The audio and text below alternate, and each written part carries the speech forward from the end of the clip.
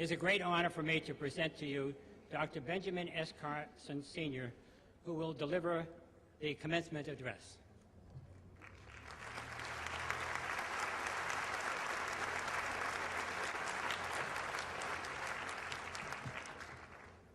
Thank you very much, and I am indeed delighted to now be a part of the Mount St. Mary's family. And I want to extend my congratulations to all the graduates and their families on this momentous occasion. When you can embark upon some of the great dreams that you've had over the years, I think dreams are an essential part of success. You know, I remember as a youngster having a dream of becoming a physician. There was something about medicine that always attracted me. When I was a kid, if there was a story on the news, radio, television about medicine, I was right there like a magnet. I even liked going to the doctor's office. So it tells you I was a little strange right there. And going to the hospital was like the best thing in the world, because we were on medical assistance, and we'd have to wait for hours before one of the interns or residents could see us. Most people complain about that. I was in my glory. I'd sit out there listening to the PA system, Dr. Jones, to the emergency room, Dr. Johnson. They sounded so important. And I'd be thinking one day they'll be saying, Dr. Carson, Dr. Carson. But of course now they would have beepers, so I still don't get to hear it. But sometimes, you know, it is those dreams and those things that carry you through. And yeah, were there a lot of obstacles along the way? Of course there were. You know, my parents got divorced early on, dire poverty, horrible temper, horrible grades, low self-esteem, you name it, it was there. But you know, those dreams got me through, and by the time I was age 33, I was director of pediatric neurosurgery at the #1 hospital in the nation. And what does that say?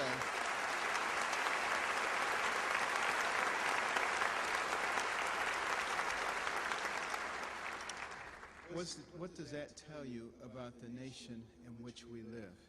You know, a lot of people try to trash our nation and tell about all the horrible things about it, but, you know, I always say, why don't you go live somewhere else? You know, the fact of the matter is, this is a spectacular place.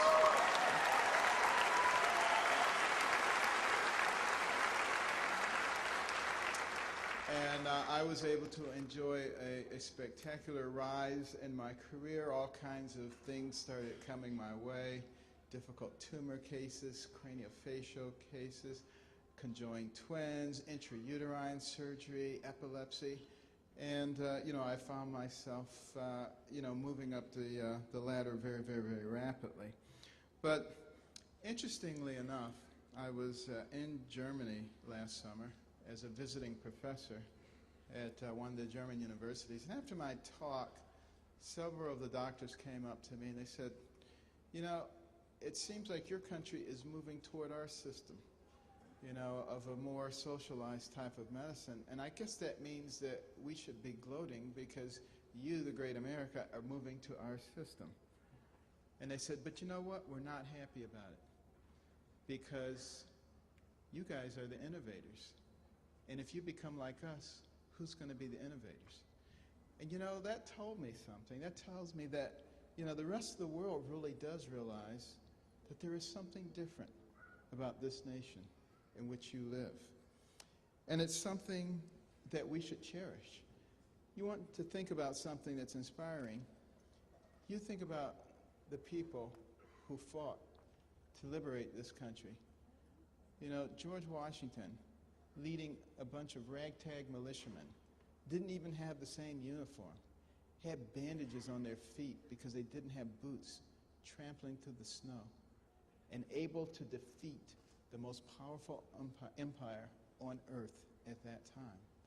You know, that's the heritage from which this country springs. And there were visionary leaders.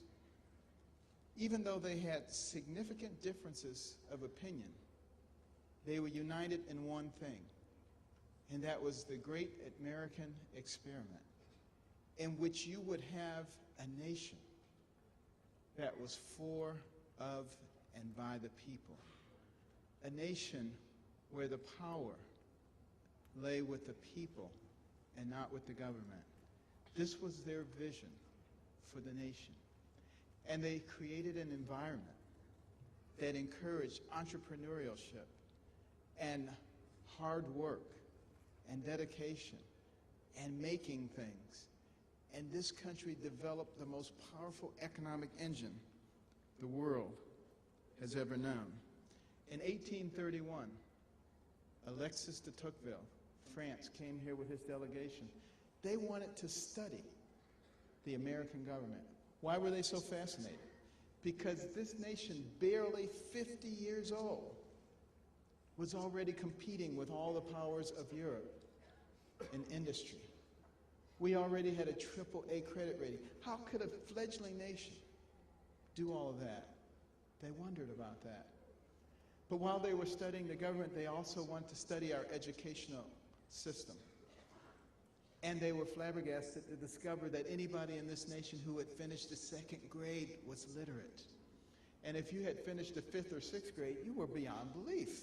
You know, in Europe, only the aristocracy were exposed to education.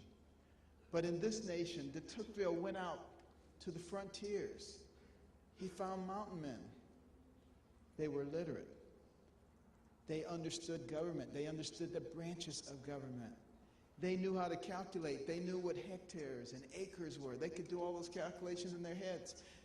They figured out how to build bridges. It was unbelievable. But you know, the other thing that was so unique about this nation is that people cared about each other. You know, if somebody's fence got trampled down, or if there was a hurricane and somebody's barn blew down, guess where everybody was the next day? Right there, helping them build it up again. People looked after each other's children. This became the most generous and most philanthropic nation the world has ever known. That's the heritage that you have. So when people start trashing our nation, you should remind them of that.